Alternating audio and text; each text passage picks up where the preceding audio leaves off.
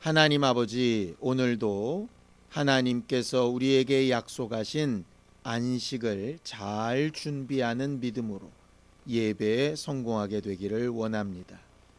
지난 한 주간도 우리를 도우시고 하나님의 형상답게 살게 하심에 감사하고, 이번 한 주간도 하나님께서 우리를 인도하시는 증거들을 많이 보는 기쁨이 있기를 사모합니다. 말씀을 전하고 들을 때에 믿음으로 연합되어지게 하여 주시옵시고, 특별히 믿음으로 헌금한 손길들 위에 복 주셔서 저들이 하나님의 약속대로 행한 일에 하나님도 약속으로 갚으시고 저들이 복된 존재들인 것을 체험하게 하여 주시옵소서. 예수님의 이름으로 기도하였습니다. 아멘. 하나님의 말씀은 시편 133편 1절에서 3절까지 말씀을 함께 합독하겠습니다. 시편 133편 1절에서 3절까지 말씀을 함께 합독하겠습니다. 함께 읽습니다. 시작. 보라, 형제가 연합하여 동거함이 어찌 그리 선하고 아름다운고, 머리에 있는 보배로운 기름이 수염 곧 아론의 수염에 흘러서 그의 옷깃까지 내림 같고, 헐몬의 이슬이 시온의 산들에 내림 같도다. 거기서 여호와께서 복을 명령하셨나니 곧 영생이로다.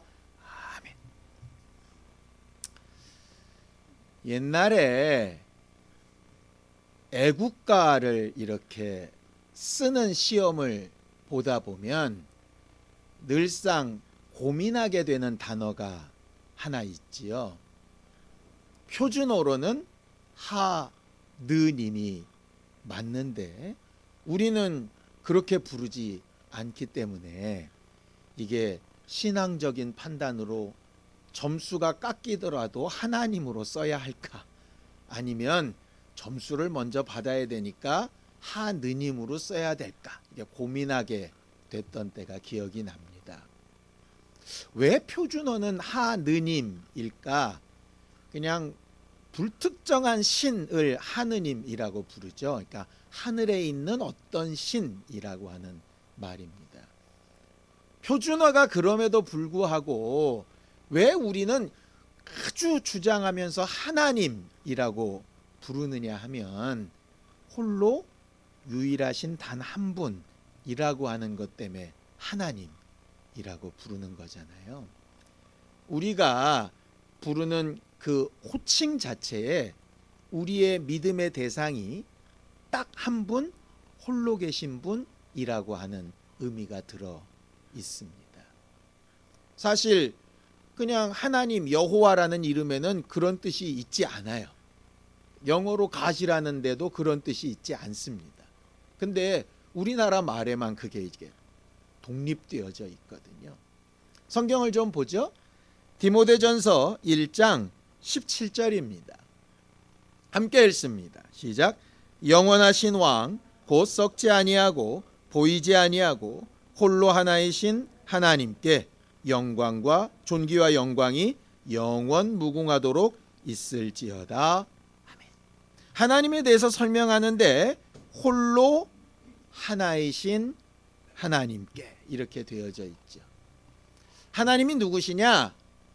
어떠한 조건이나 환경이나 도움이 필요 없이 혼자서도 완벽하게 자유하신 분, 그게 이제 하나님에 대한 특성입니다. 그래서 우리가 없어도, 우리가 뭘 해드리지 않아도 그분은 전혀 불편하거나 부족함이나 모자람을 느끼지 않는 분이죠. 그럼에도 불구하고 창세기에 보면 하나님께서 내가 이렇게 말씀 안 하시고 우리가 라고 이렇게 표현하시는 걸 보게 됩니다. 어떤 사람은 삼위 하나님을 의미한다 라고 말하기도 하고, 어떤 사람은 천사들까지, 더 심하게는 사람들까지 다 포함해서 하나님은 함께 이렇게 일하기를 기뻐하시는 분이라고 이렇게 설명을 하지요. 그러니까 하나님에 대해서 이렇게 정리하면 좋을 것 같습니다. 하나님은 완전하셔서 혼자 계셔도 어떠한 부족함이나 모자람을 느끼지 않으시는데 뭘 기뻐하시느냐? 함께 하는 걸 기뻐하시는 거죠. 사람은 어떠냐? 반대입니다. 완전하지도 않고 홀로 완벽하게 살 수 있는 자유함도 없는데 뭘 안 좋아하느냐? 함께 가는 걸 별로 안 좋아해요. 신문 기사를 읽었는데요. 2019년도 통계입니다. 우리나라의 1인 가구, 혼자서 사는 가구가 전체 가구 수의 40%래요. 과거에 우리가 전통적으로 가지고 있었던 가족, 가정, 그러면 엄마, 아빠, 미혼 자녀 이렇게 돼 있는 가정이잖아요. 그 가정이 29%밖에 안 되는 거예요. 혼자 사는 가정이 훨씬 뛰어넘었어요. 앞으로 이런 현상은 훨씬 더 강해질 거라고 이야기합니다. 왜냐? 혼자 사는 게 훨씬 편하고 간편하거든요. 집 구조도 점점 바뀌죠. 왜? 혼자 살면 되니까 넓은 공간이 사실 필요가 없어요. 많은 것들이 필요 없습니다. 대신 뭐가 필요하냐? 혼자 있어도 불편하지 않을 어떤 부분들이 필요해요. 그래서 앞으로는 산업도 그쪽으로 갈 거고 외식 산업도 그쪽으로 갈 거고 모든 우리 주변의 환경에 필요한 부분이 그쪽으로 다 갈 거라는 거죠. 그런 의미로 교회도 점점 크기가 줄어들 거라고 말합니다. 큰 회사나 이런 것들이 점점 소분화될 거라는 얘기도 해요. 근데 그 부분은 성경에 이미 예언하고 있는 부분이기도 합니다. 말세가 되면 가장 첫 번째 특징이 자기를 사랑하고 이렇게 돼 있어요. 그걸 다르게 해석하면 이렇게 됩니다. 혼자 있는 것을 더 좋아하고 이런 뜻이에요. 혼자 있는 걸 더 좋아하고. 그런데 창세기에 보면 하나님께서 사람을 만들어 놓으시고 가장 먼저 좋지 않다라고 표현하신 게 있습니다. 올해는 우리는 아름다운 삶을 꿈꾸잖아요. 그 좋지 않다가 하나님 보실 때 아름답지 않다, 선하지 않다, 뭔가 부족하다 이런 말이에요.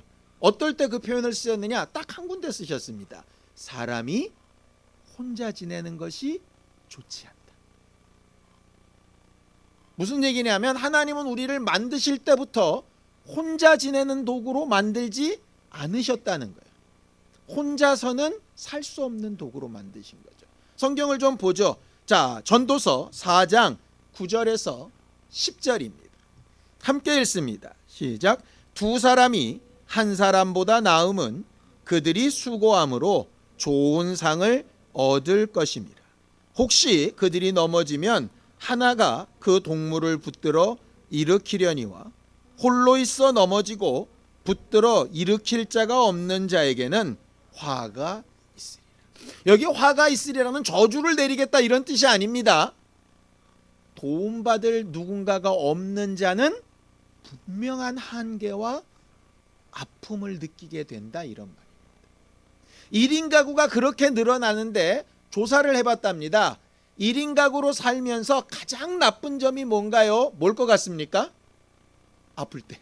예, 우리가 다 알고 있는 그겁니다. 건강하고 좋을 때는 혼자 사는 게 너무 좋아요. 그런데 언제 괴롭냐? 아플 때 괴로워요. 아플 때. 그러니까 혼자 지내고 함께하기 싫어하는 사람들은 간단합니다. 살만하다는 거예요. 하나님께서 사람을 만드실 때부터 함께하는 존재로 만드셨어요. 심지어는 예수님도 이 땅에 오셔서 제자들을 부르시거든요. 그 제자들 중에 12를 특별히 불러서 자기와 함께 있게 하시는 일을 첫 번째 목적으로 삼으셨습니다. 자, 마가복음 3장 14절입니다. 함께 읽습니다. 시작. 이에 12를 세우셨으니 이는 자기와 함께 있게 하시고 또 보내사 전도도 하게 하신다 그랬습니다. 예수는 이 땅에 영생을 주러 오셨고 하나님을 알게 하러 오셨고 우리의 죄의 문제를 해결하러 오셨습니다. 그렇죠? 그럼 첫 번째 목적이 전도, 복음 이렇게 갈 것 같은데 첫 번째 목적이 뭐냐면 함께 있게 하시는 거예요. 십자가를 지시기 이전부터 함께 하시는 게 원래의 목적입니다. 성령도 마찬가지입니다. 우리에게 보내실 때 왜 보내시느냐? 영원토록 함께 있게 하기 위해서 보내신다라고 되어져 있죠. 자, 요한복음 14장 16절입니다. 함께 읽습니다. 시작. 내가 아버지께 구하겠으니 그가 또 다른 보혜사를 너희에게 주사 영원토록 너희와 함께 있게 하시더라. 이렇게 되어 있습니다. 하나님도 홀로 완벽하시지만 우리와 함께 하기를 원하시는 분이고, 예수님도 완벽하신 분이지만 제자들과 함께 하는 일을 첫 번째 목적으로 삼으셨어요. 성령님도 우리 안에 함께 있기 위하여 오셨다라고 이렇게 되어져 있습니다. 하나님이 아름답다, 좋다, 목적에 맞다, 선하다 라고 부르시는 그 일이 뭐냐? 함께 있는데 목적이 있다. 함께. 그래서 신앙생활을 다른 말로 표현을 하면 함께 하는 것을 배우는 삶이 신앙생활입니다. 개인적으로는 하나님과 함께하는 삶을 배우는 게 신앙생활이고요. 또 성도들과 함께하는 걸 배우는 게 신앙생활입니다. 여러분들 꼭 학교에 다녀야 되나요? 초등학교 졸업, 중학교 졸업, 고등학교 졸업, 대학을 가고 학사학위를 따고 이런 거 꼭 학교 다녀야 됩니까? 안 다녀도 됩니다. 검정고시로 해도 되고요. 요새는 시험만 통과하면 학력 인증을 다 받습니다. 그런데 왜 학교를 보내죠? 학교에 안 가면 함께하는 것을 배우기가 어려워요. 함께하는 것을 연습하고 배우지 못하면 점점 더 어려워집니다. 학교 생활이 필요한 이유가 그것 때문입니다. 우리가 신앙생활하면서 가장 염두에 둬야 될 거요. 성경을 많이 배우는 지식적인 부분도 필요하고, 찬송을 좀 잘 부르는 그런 것도 필요합니다.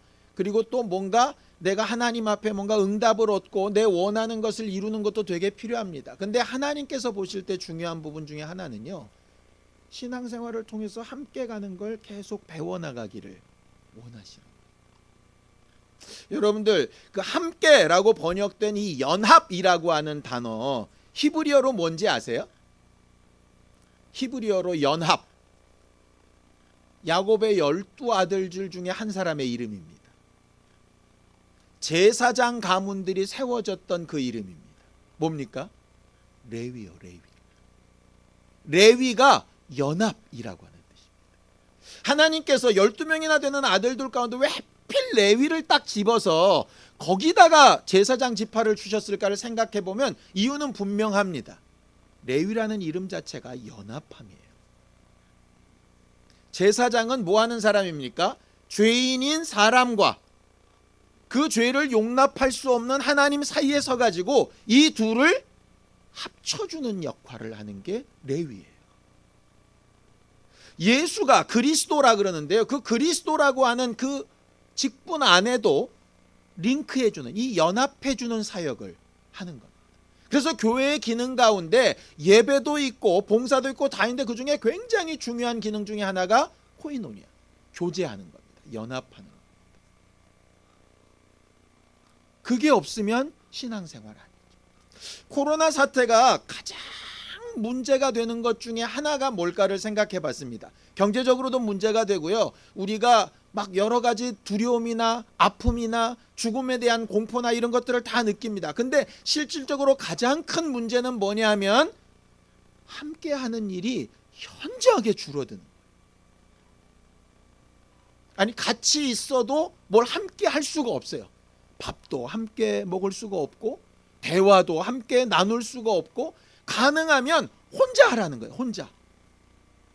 이게 진짜 원수의 일이라고 하는 것이, 물론 우리가 어쩔 수 없이 이것을 행하긴 해야 되지만 이것이 계속 고착화되고 굳어지면 갈수록 어떻게 되느냐? 야, 신앙생활 이렇게도 할 만한데? 아니 도리어 편하고 좋은데? 이렇게 돼가는 거예요. 가능하면 안 만나고 가능하면 연결 안 되고 계속 이렇게 분리해 놓는 거예요.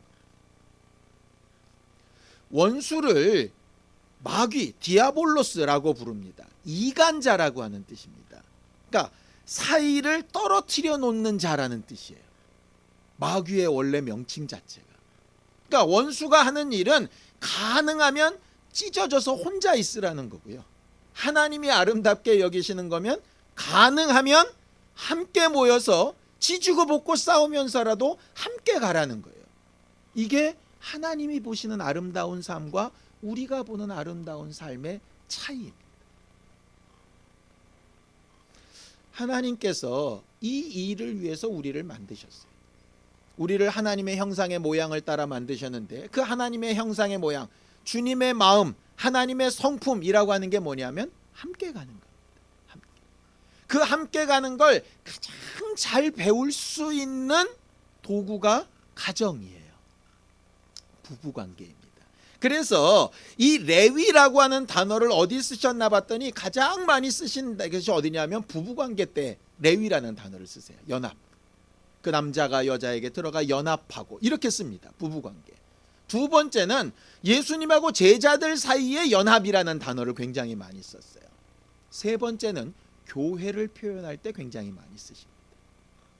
결과적으로 가정, 예수 그리스도와의 관계, 그 다음에 교회. 여기에 가장 많이 쓰인 단어가 연합이에요. 그래서 하나님께서 가정을 축복하시는 거고 교회를 축복하시는 거고 예수 그리스도의 관계를 축복하시는 겁니다. 왜냐? 하나님의 목적에 맞고 그게 아름답고 좋아 보이니까. 우리도 하나님의 성품이나 하나님의 성향에 맞게 살려면 그 부분이 좋아 보여야 하는 거예요. 그래서 하나님을 아버지라 부르게 하셨고 우리를 형제라 부르기에 부끄러워하지 아니하신다라고 이렇게 말씀하시는 거죠. 성경을 좀 보겠습니다. 히브리서 2장 11절에서 12절입니다. 함께 읽습니다. 시작. 거룩하게 하시는 이와 거룩하게 함을 입은 자들이 다 한 근원에서 난지라. 그러므로 형제라 부르시기를 부끄러워하지 아니하시고 이르시되 내가 주의 이름을 내 형제들에게 선포하고 내가 주를 교회 중에서 찬송하리라 하셨다 그랬습니다. 문제는 한 부모에게서 나온 형제들이라고 해도 생긴 게 다르고 성품도 다르고 장단점도 다르고 추구하는 바도 다릅니다. 쌍둥이도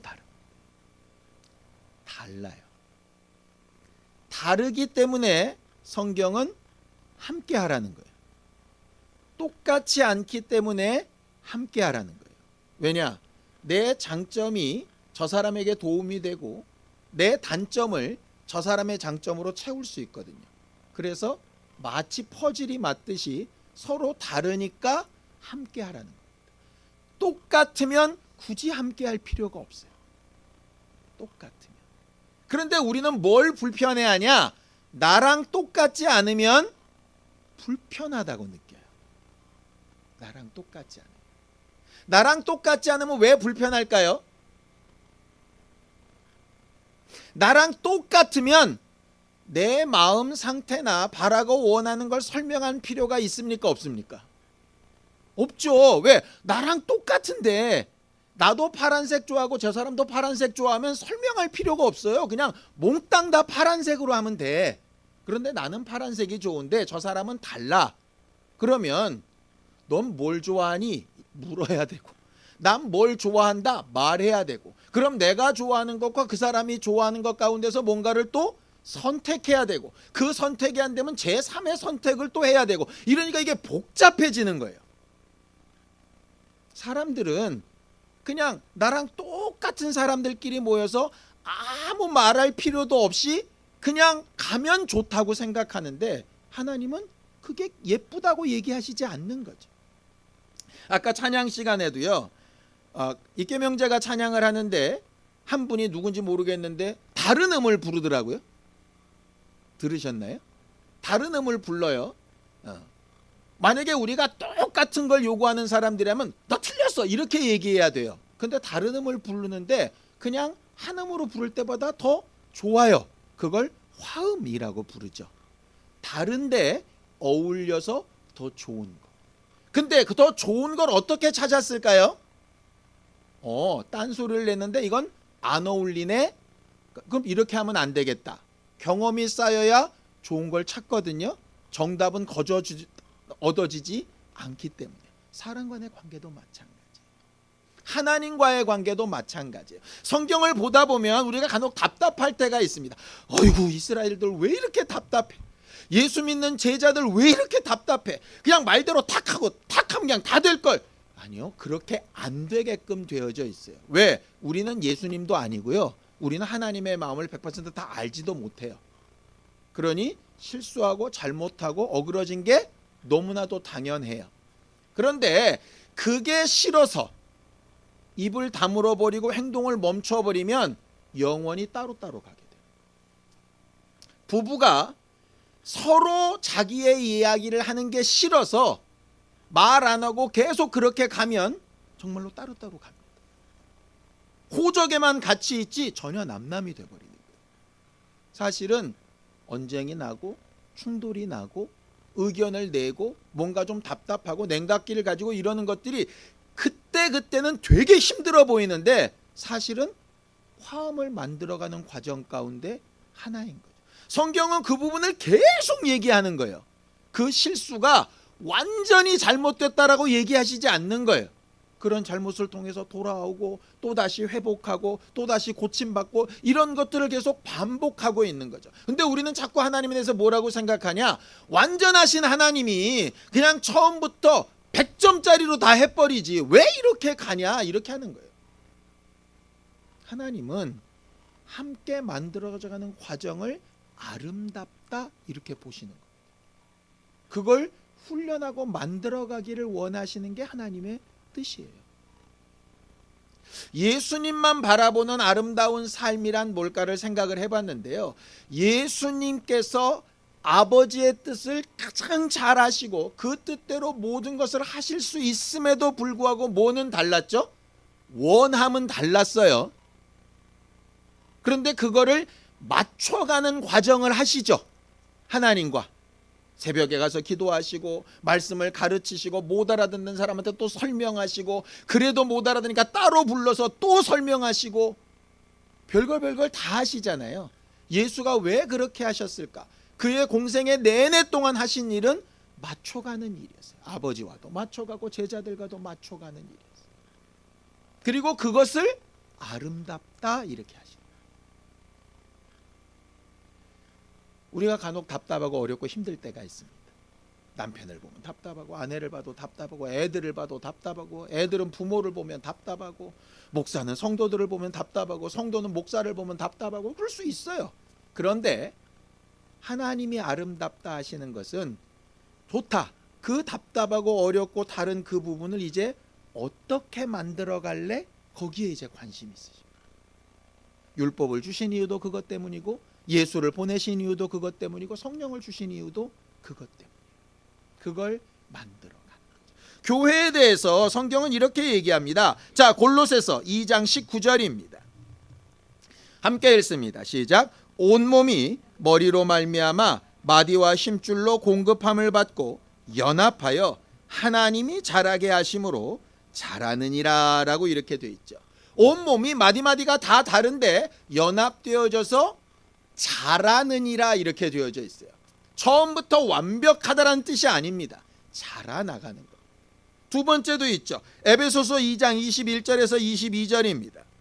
함께 읽습니다. 시작. 그의 안에서 건물마다 서로 연결하여 주 안에서 성전이 되어가고 너희도 성령 안에서 하나님이 거하실 처소가 되기 위하여 그리스도 예수 안에서 함께 지어져 가는, 자라나가고 지어져 가는 것이 교회입니다. 오늘 우리가 읽은 시편 133편의 부제를 보면은요, 성전에 올라가는 노래 이렇게 되어져 있습니다. 이게 뭐냐면 성전에 모여서 성전 예배를 하기 전에 부르는 찬양이라는 뜻이에요. 우리 찬양팀이 앞에서 찬양하는 것처럼 오늘 첫 번째 찬양이 뭐였죠? 여기에 모인 우리, 그거였습니다. 그것처럼 의미를 담고 있는 찬양이에요. 왜 이게 중요하냐 이겁니다. 이 성전 예배가 이렇게 막 되어질 때 그들은 이 부분을 생각하는 거예요. 모세가 12지파를 이끌고 광야에서 살 때는요, 똘똘 뭉쳐서 한 덩어리였습니다. 그렇죠? 똑같이 만나를 먹고 똑같은 물을 마시고 똑같은 천막에서 똑같은 먼지 마시면서 똑같이 살았습니다. 불평도 같이 하고 싸움도 같이 하고 실망도 같이 하고 그랬어요. 그런데 이 사람들이 가나안 땅에 들어가서 땅을 분배받다 보니까 어떻게 달라지느냐? 지역에 따라서 삶이 다 달라지는 거예요. 어떤 지파는 굉장히 부유해지고 어떤 지파는 자기 땅도 못 지키기도 하고 이러면서 뿔뿔이 흩어집니다. 그 안에서 또 자기 땅들이 막 생겨다 보니까 네 거 내 거 이래가면서 부자인 사람은 점점점 부자가 되고 가난한 사람은 점점점 가난한 사람이 돼요. 가나안 땅에 사는 동안에 광야에서는 다 같이 어려웠는데 가나안 땅 들어오니까 이게 막 점점점점 계층이 생겨나가기 시작하는 거예요.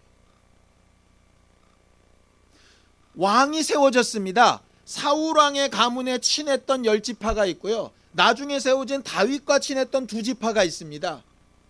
그러다 보니까 사울파, 다윗파가 갈려가지고 나중에 한 나라가 됐는데도 여전히 알력이 있어요. 흩어져요. 나중에 솔로몬 이후에. 빈부가 다르죠. 지역이 다르죠. 상황이 다르죠. 멀리서 온 사람, 가까이서 온 사람, 함께 사는 이방인, 원래부터 유대인, 하도 구분들이 많아져 가지고 가나안 땅에 살면 살수록 어떻게 되느냐? 광야 때보다 삶은 엄청 좋아졌는데 의견도 다르고 생각도 다르고 다 추구하는 바가 다른 거예요. 근데 그런 사람들이 언제 모이느냐? 6월절 성전 예배 때는 다 모이는 거예요. 그래서 하나님 말씀하시는 거죠. 형제가 다 뿔뿔이 흩어져 제 맘대로 살다가 예배 때만이라도 모여서 함께 연합하고 이렇게 함께 있는 것이 얼마나 아름다운가. 그 말입니다.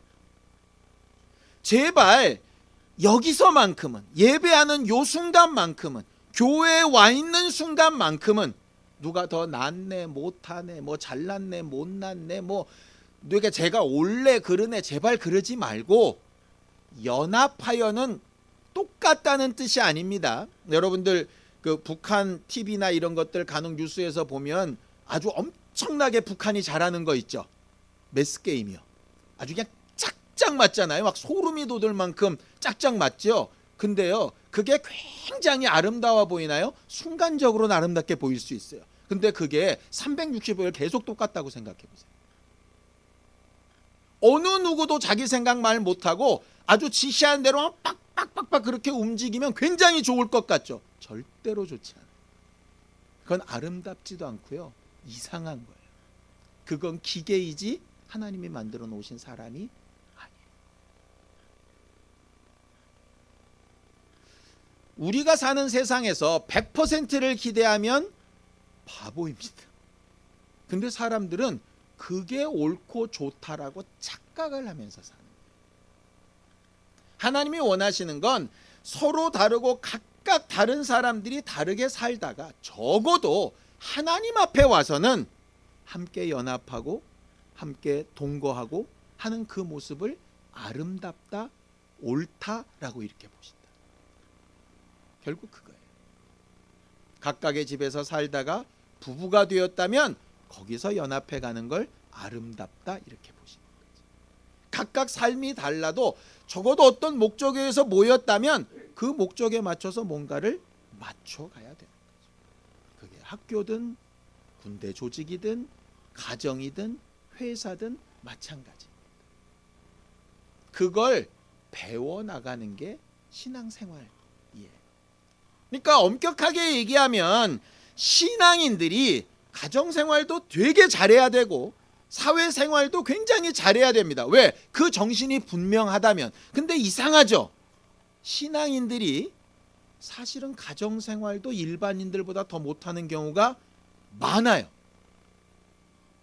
회사생활이나 사회생활도 더 못하는 경우가 많아요. 자기 고집과 의가 도드라져서 이게 잘 융화가 안 되는. 뭐가 문제일까? 예수를 믿는다고 하면서 예수가 진짜 어떻게 하셨는지를 안 보기 때문인 것 같아요. 하나님을 안다고 하면서 하나님이 뭘 가장 아름답게 여기시는지를 별로 생각 안 하는 것 같아요. 율법을 주신 이유는 누가 더 의롭냐를 점수 매기라고 율법을 주신 게 아니라, 율법을 통해서 나 혼자 살 수 없구나, 나는 완전한 존재가 아니구나 라는 걸 인정하고 내 부족한 부분을 채우는 존재인 예수를 찾고 함께하는 사람을 찾고 이렇게 찾으라고 율법을 주셨는데, 사람들이 전혀 율법을 그렇게 받아들이지 않고 하나님의 법을 자기를 의롭다라고 판단하는 데 사용을 하는 거죠. 그러다 보니까 도리어 일반적인 사람들보다도 함께하는 일을 훨씬 더 못합니다. 하나님이 보시는 아름다운 삶과 거리가 먼 거죠. 그러니까 나중에 가서 하나님 앞에 굉장히 이상한 상황이 벌어지게 될지도 모르겠어요. 내 딴에는 굉장히 신앙생활을 잘하면서 살고 왔는데 하나님 보실 때는 야, 네 일생의 신앙생활을 내가 돌아보니 전혀 아름답지 않더라, 이렇게 판단하실 수 있겠다는 생각이 들어요. 아쉽지 않습니까? 오늘 성경 본문에 보면 그렇게 연합하여 동거하는 일에 두 가지 비유를 듭니다. 하나는 아론에게 기름 붓는 얘기를 해요. 여러분, 아론에게 기름을 부을 때 아론이 제사장이 된 거죠. 그런데 그 기름 부음 받은 것이 어디로 흐른다고요? 수염에도 흐르고 옷에도 흐릅니다. 옷은 벗어버리면 사실은 상관없는 존재입니다. 그럼에도 불구하고 함께하는 그 옷까지도, 깎아버리면 없어질 수염까지도 다 은혜를 받아서 영향을 받는다, 이 말이에요. 함께 동거한다, 연합한다라는 게 왜 아름답느냐? 서로에게 좋은 영향력을 계속 미칠 수 있다라고 하는 거예요. 옷은 내가 아니야, 수염은 깎아버리면 그만이야 라고 다 떨쳐버린다면 어떻게 아름다운 제사장의 직분을 감당할 수 있겠어요? 왜냐? 수염 깎아버리는 사람을 성경에서는 저주받은 자나 아니면 하나님과의 약속에서 어그러진 자로 취급을 하거든요. 제사장의 옷을 제대로 입지 않은 것에 대해서는 제대로 된 직분을 감당할 수 없다라고 생각하거든요. 그것 자체가 굉장히 귀한 건 아니지만 함께할 때 제대로 된 제사장의 역할을 이룰 수 있다라고 하는 거죠. 두 번째 비유는 뭐냐면 헐몬산의 이슬입니다. 뭐냐면 이스라엘에서 가장 높은 산이 헐몬산인데 그 헐몬산 위에는 항상 눈이 있다고 그래요. 기본적으로 광야이고 가나안 땅은 더운 지역이죠. 그런데 위에 있는 헐몬산의 만년선 때문에 온도차가 생겨서 이슬들이 내려가지고 비가 많이 내리지 않아도 밑에서는 농사가 가능한 거예요. 그 녹은 물이 강처럼 이렇게 흐르지 않습니다. 이스라엘은 땅 자체가 바위 지역으로 되어 있어서요, 그 녹은 물이 땅 속으로 다 들어가요. 그래서 겉으로 볼 때는 산도 다 메말라 보여요. 그런데 그게 어디로 나오느냐? 흐르고 흘러 지하수로 흘러서 일반 평지에서 용촌수라 그래가지고 샘들이 거기서 막 솟아올라, 실로암목같이. 그 위에 녹은 물이 겉으로는 안 보이는데 저 밑바닥에서 솟아오르는 거예요. 그것처럼 당장 보이는 게 예쁘고 당장 보이는 게 대단히 아름다운 건 아닌데 그 제대로 된 역할을 잘 감당할 때에는 저 밑에서는 생명수가 솟아오를 수 있다, 이런 거죠.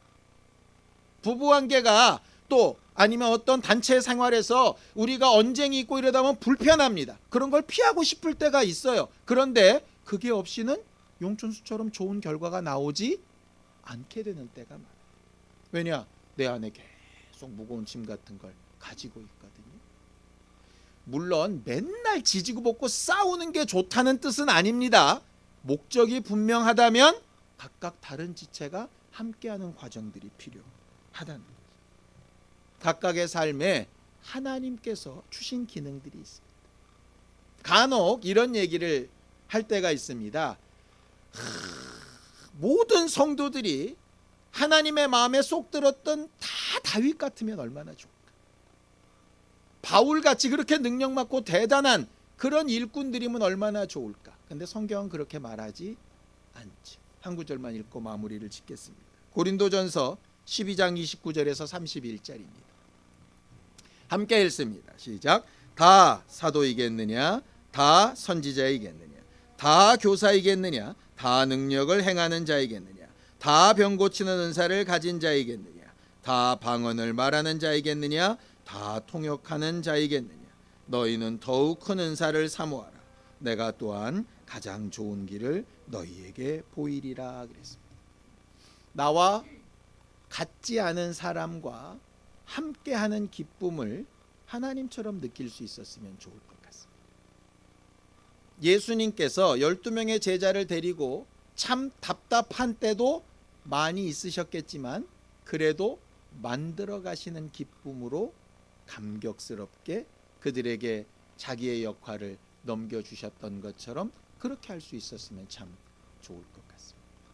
우리 교회가 그런 아름다운 삶을 배워나가는 그런 학교가 되었으면 참 좋겠습니다. 특별히 여러분들의 가정이 그걸 잘 배워나가는 기회가 되면 더 좋겠습니다.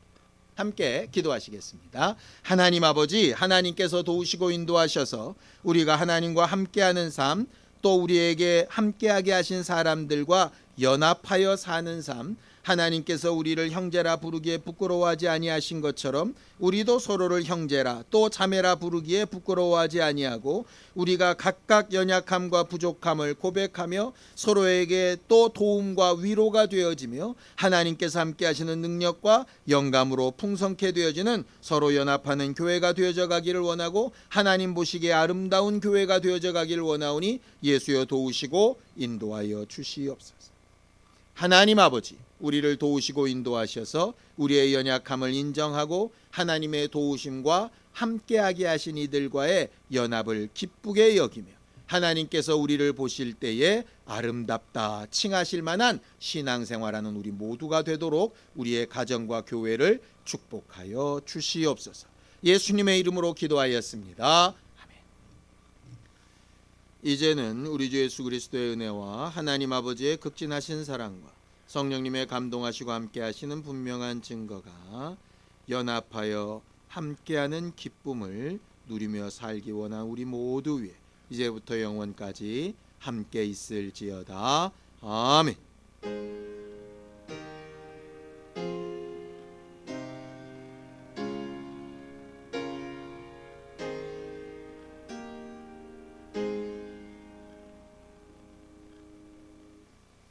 우리와 늘 함께 하시는 하나님 앞에 감사한 박수 끝내겠습니다. 수고하셨습니다. 감사합니다.